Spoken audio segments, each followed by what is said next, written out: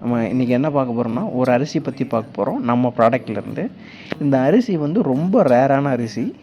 நார்மலாக பிளான்லேருந்துலாம் இந்த அரிசி வராது. இது ஒரு மரத்துலேருந்து வரும்.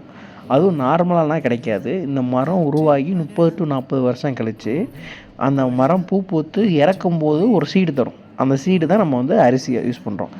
சரி, இந்த அரிசி பேர் தான் மூங்கில் அரிசி. ஓகேங்களா?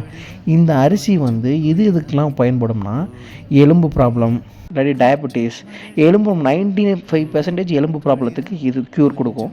அதே மாதிரி டயபெட்டிஸ்க்கு இது அதிக லெவல் சுகரை கண்ட்ரோல் பண்ணும்.